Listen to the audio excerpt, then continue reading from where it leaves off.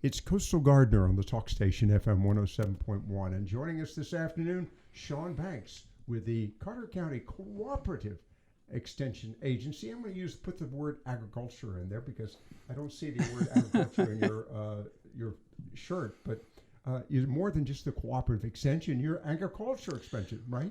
Well, we're more than just agriculture these days. We also do family and consumer sciences, and we also do youth education as well. Nutrition, things like that. Yeah. Right, correct. Right. All right. So, hey, a little bit of heat. A lot of heat. I want to go back to something we discussed last week, and I know you brought some stuff in here, and I do appreciate it, and thank you for allowing me to sort of sometimes interrupt your agenda. Last week we talked about, and I want to remind folks, especially now that we've got this heat, the topic of water for the critters, particularly bees and butterflies. Correct. Let's talk about that one more time. What should we do because we do need the bees and we need the butterflies for the pollination, etc. So what again should we do for that? Well, butterflies do what we call puddling, and what that is they go to areas where there's a little bit of moist soil, and they suck up the nutrients out of the mud in the soil. Mm-hmm. And so having a little bit of a muddy spot somewhere in the yard, if you wanted to dig up a little bit of soil, put it in a bird bath and keep that moist for them. It doesn't have to be wet with water standing on top, but moist enough to where you can tell that it is a little bit moist when they land on there, because they just need the moisture to suck up the nutrients that are in the soil. That helps them to be able to spread their wings and fly a little bit better. Okay. All right. And then for the bees, just some rocks in a bird bath, or some rocks in a different container with some water in it, in order to give them a place that they can land and they don't drown when they land on the water. Solid surface, though. Right, a solid surface that they can get to the water easily. Mm-hmm. So just a little bit of gravel, pea gravel or something, so that they can get to the water as well. Okay, all right. So we don't think about that, but they too need water as well as our animals and our domesticated critters and so forth. Correct. All right. Yes. All right. Associated with that, of course, is the heat we're experiencing right now. And I know you've got an agenda here, but I'm wondering, anything special that we should think about relative? Obviously, we need to hydrate. You're doing that here in the studio. Right. Anything we need to think about with this heat? Are we having any problems as a result? Well, that's actually on my agenda of things to talk about today. But what I wanted to bring up is that this month, July, and we're 2/3 of the way through, and I didn't realize this until this week, but July is National Parks and Recreation Month. So get out there and enjoy the national parks or the state parks or even the county parks, and just have some fun out there. But this newsletter that brought this up to my attention also talks about some things that we can do for safety to make sure that we stay safe. And one of those things is that we need to stay hydrated.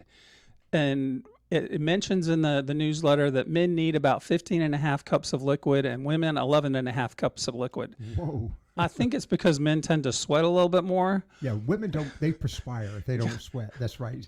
Or they flush or flash, whatever it is. I had a young lady in one of my offices that I worked in, and she said, "We don't sweat, we glisten." Oh, glisten. So, okay. So she glistens. She doesn't perspire. And it all was of you listeners out there and listeners, remember, what is it? 15.5 cups of liquid for men and 11.5 cups of liquid for women. My next question is, what size cup are we talking about? 8 ounce, I would assume? I am assuming 8 ounces. Okay. But I would say this time of the year, I usually go through a whole lot more than that. Right, yeah. Because I sweat a lot. If I go outside on a hot day like today, if I'm in the sun, I'm going to be sweating within 3 to 5 minutes. If I'm in the shade, I can probably last just a little bit longer, but most of the time it's hot, and as humid as it has been outside, I go through a whole lot more water than just the 15.5 cups of water that they recommend. Okay, and we're thinking 8 ounce cups. I was thinking about that in relationship to New York City. They won't allow you to sell 32 ounce soft drinks, so you can't have a 32 ounce cup of water, I guess, either. But I'm sorry, I had to throw that little political note in there. The other aspect, of course, related to these, the issue of staying hydrated, and I'm going to go out on a field that you're not necessarily licensed in, and that's medicine, but the fact that we're looking at here in eastern North Carolina, a lot of humidity. And humidity actually increases the impact of the heat, if I understand that correctly. It does. I grew up out west in a desert, and Right. so it was when we walked outside, we probably started sweating just as quickly there as we do here when the temperature's 80, 90, 100 degrees out there. But because it was so dry, the sweat evaporated Evaporated, really yeah. quickly, and so we didn't recognize that we were sweating that much unless we were really working hard. But here, you recognize that you're sweating, so it's a whole lot easier to recognize that, hey, I need to put back in what I'm Okay. losing. Yeah, and of course, the fact that you are in that heated environment and if the water's evaporating, it has more of a cooling impact than basically a very humid environment where the evaporation is not as significant or as fast. Right. Because I can tell the story very quickly. I was coming from Flagstaff into Phoenix, and and by the way, it's a downhill drive all the way. As a matter All of the fact, you way. just put your car in neutral and just go all the way into Phoenix. Pulled into Phoenix, and the car had, of course, the air conditioning had been running. And I stepped out of the car to put in gas, and I was instantly wet. I mean, I went from 70 degrees in the car, maybe 80 degrees, to 110 just like that, and it was significant. So yeah, you're from the west, you see Yes. that. Yeah, And it is important for us to realize that because of the humidity, we're not going to have that cooling effect from the sweat as much Right. as we would if we were out in a desert environment.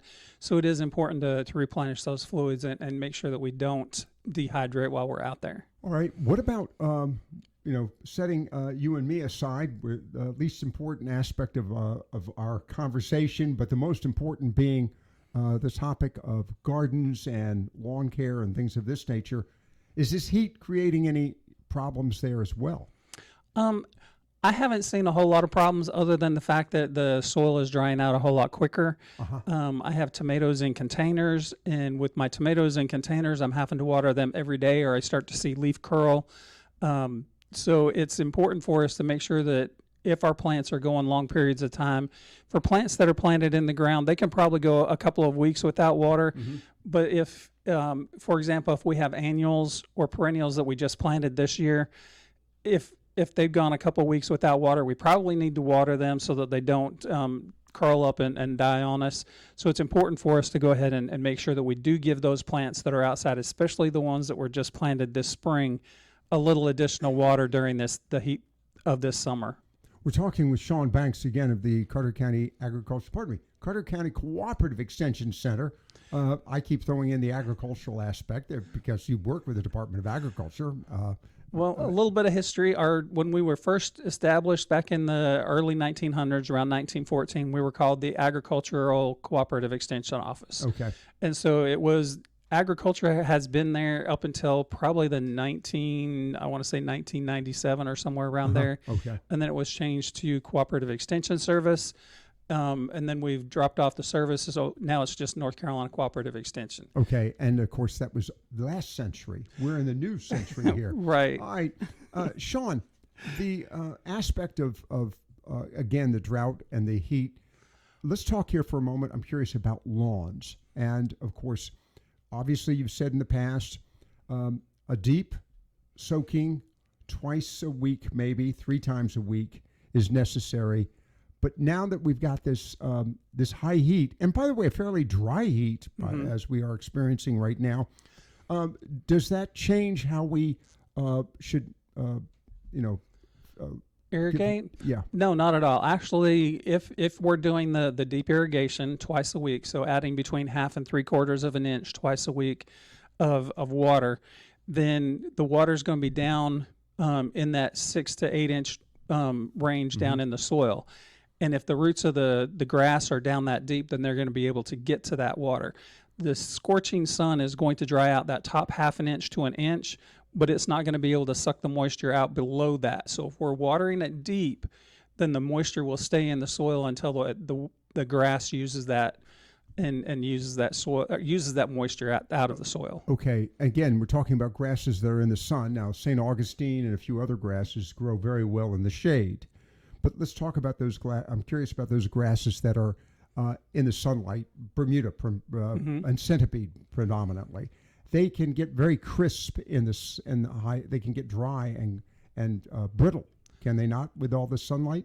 They can, but only if there's no moisture in the soil. So if you're irrigating properly, then there'll be plenty of moisture down there, and as long as they've got moisture that they can reach with their root system, then they won't dry up and turn crispy. It's been a little over a week since we had a really good rain here. My centipede lawn that I don't irrigate in the front until it starts to turn, starts to curl on me, it's still looking good. In fact, I need to go out and mow that so that I can cut that grass so it's still getting enough moisture deeper down in the soil. That's the next question I was going to ask you about. Should we change our mowing heights or anything as a result of this drought? Well, several things. I call it a drought, but this extreme heat, it's really not a drought yet. If I understand it correctly, we haven't gotten to a drought condition at all. Not yet. Okay, but with this dry heat, should we change our mowing heights, for example, or the number of times? Because the longer the grass grows, is that better or worse under the this current heat condition? Here in North Carolina, we're blessed to be able to have grasses that love to have that heat, and they actually grow more and faster during the heat as long as they've got the moisture that they need. Centipede you're talking about. Centipede, St. Augustine, Bermuda grass, zoysia grass, all four of those grasses are considered summer grasses, warm season grasses. All four of those grasses are going to grow really well in the heat. Even the hotter, the better. So as long as they've got the moisture to keep them hydrated, they will grow really well in the summer sun. All right, we're going to take a quick break on that. We've got Sean Banks with us this afternoon. Again, we're talking with him, Carteret County Cooperative Extension Agency, and I still want to throw in agriculture. I want to come back to something. This is an opportunity for me also to ask you about sod right after this break here on Coastal Gardener. It's Coastal Gardener on the Talk Station FM 107.1. And joining us today, Sean Banks of Carteret County Cooperative Extension Agency. I want to throw the agricultural word in there all the time.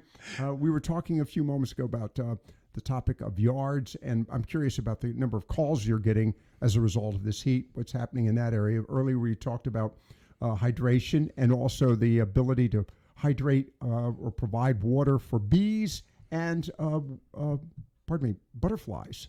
And before I get back to the sod, just to remind people, bees, we put them a little kind of if you will, a rock garden of water. Correct. A little bit of pea gravel and a bird bath just to keep it moist so that the bees can have somewhere to land but still access the water. And then in the case of butterflies, we're basically creating a mud bath. Correct.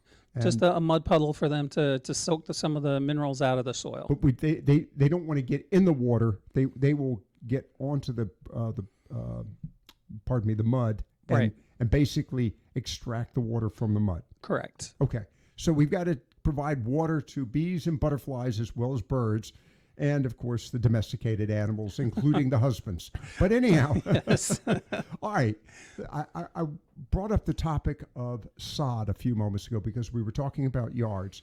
You said these warm weather, these summer grasses, centipede, Bermuda, zoysia, what was the other one? St. Augustine, enjoy this heat. So if I wanted to sod my yard, it strikes me this is a good time to do it. Yes, as long as you can keep it moist. It's usually a little bit better to sod in May and June, but you can also sod in July and August. What you want to make sure that you have is at least 4 to 6 weeks for that grass to get a really good root system and get those roots down deep into the soil so that they can survive the cold during the winter time. How would you irrigate that your sod? I mean, you're wetting it every day, upwards to an inch of water? Well, when you first lay the sod down, what you're wanting to do is you're wanting to keep the sod itself moist. So you'll put down just enough water to keep the sod moist and allow the roots to get down into the soil. So you're going to be probably watering it 2 or 3 times a day. 2 or 3 times a day. Just applying enough water, like maybe a quarter of an inch, an inch, just enough to make sure that water is getting down, keeping the roots of the sod moist, as well as getting down into the top inch or 2 of soil that's underneath the sod. Stick your finger down to find out? Yeah, you can stick your finger down in there, and that will be enough to keep it moist. As long as that sod stays moist, you should be okay. After about a week or 2, the grass should start rooting down into the soil, and you can start cutting that back to once a day, increase the amount of irrigation that you're applying, and then How do you, eventually you cut back even more. how do you know that it's the roots are getting into the soil? I know this is a really tough thing to do, but it's one of those things where you go down and you grab hold of the grass at the corner of one of those pieces of sod, and you pull on it just a little bit. If it pulls up really easy, then the roots haven't taken hold. Okay. If you can't pull it up really easily, then the roots are starting to go down in there, and that's a good time to start cutting back on the irrigation a little bit. All right. I'm glad I asked that question. Another item. Again, this is not the season for it, but fertilization. Let me back to the sod. You said in the case of centipede and Bermuda, I think correct. July is a good time to do a last feeding or For centipede, yes, you would make your last application of fertilizer in July. For centipede, or not centipede, St. Augustine, Bermuda grass, and zoysia grass, you can make an application in August, and then you can make an application in September, but just a potash to give it a little bit of extra potassium to Okay. get through the wintertime. Right. And then, by the way, I did say, going back to the cutting of grass, I want to ask you about trees here in a moment.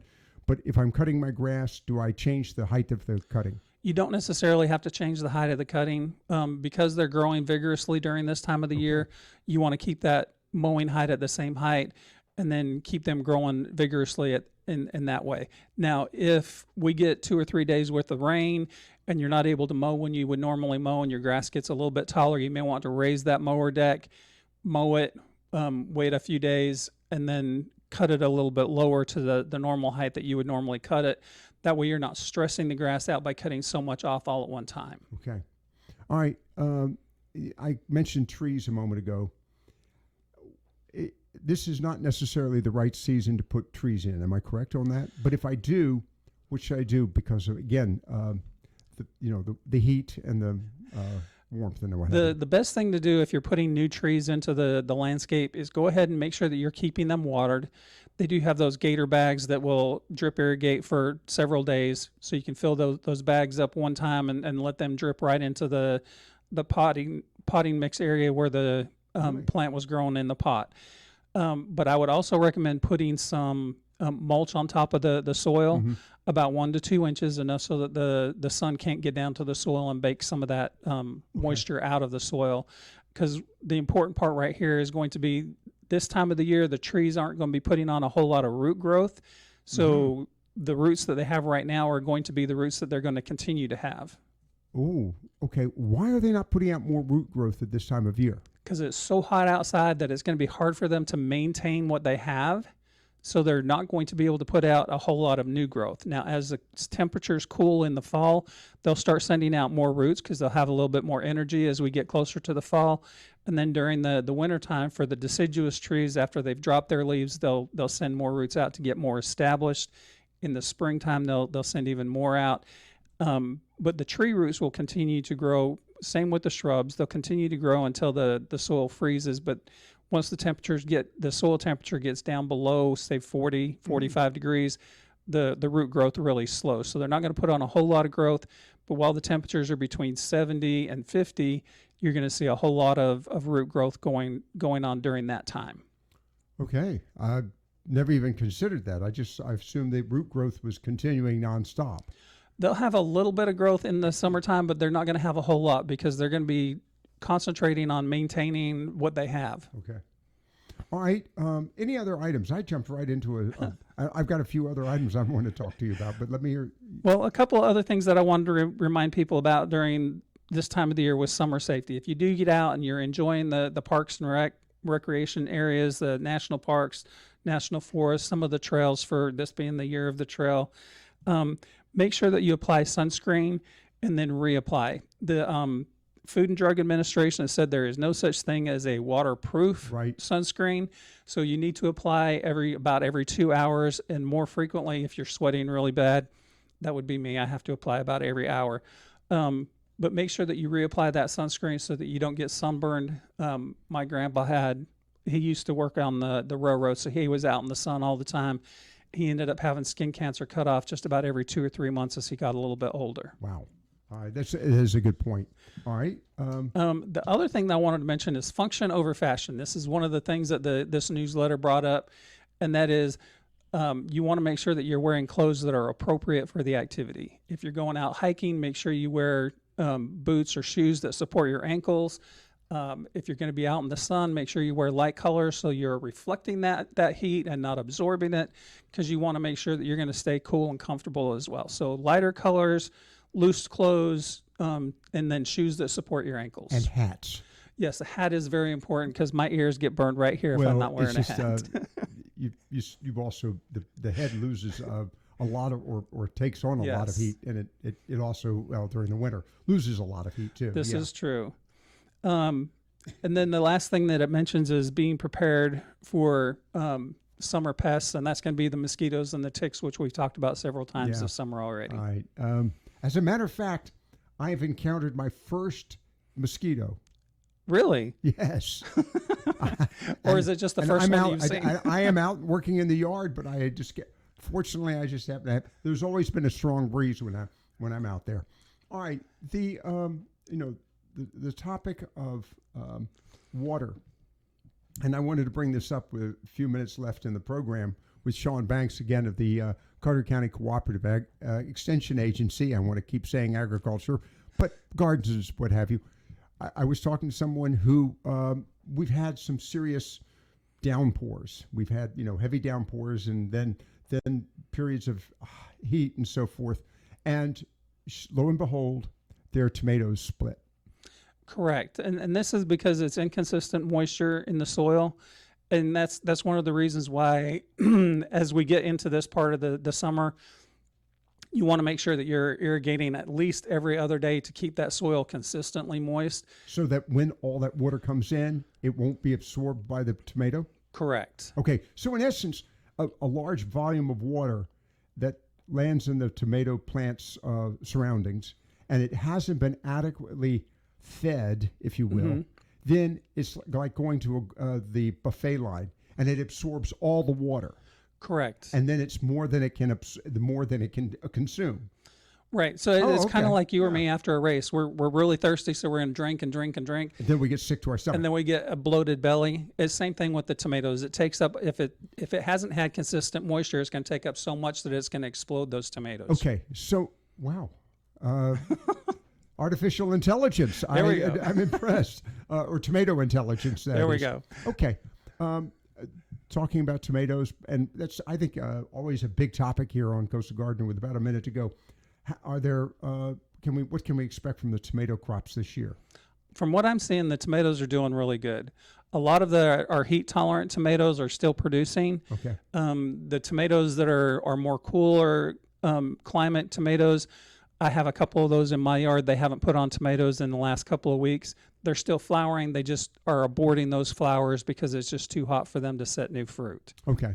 All right. We're talking with Sean Banks again, Carter Cooperative Extension Agency, and everybody has it. Well, every county has a cooperative extension agents in its surroundings. Don't hesitate. If you've got a question, give them a call. And sometime next week, if we get the opportunity, we can talk about reminding people about soil samples this time of year. Okay. All right. More to come here on the Talk Station. Thank you, Sean. Appreciate your time today. Thank you. Coastal Gardener on the Talk Station, FM 107.1.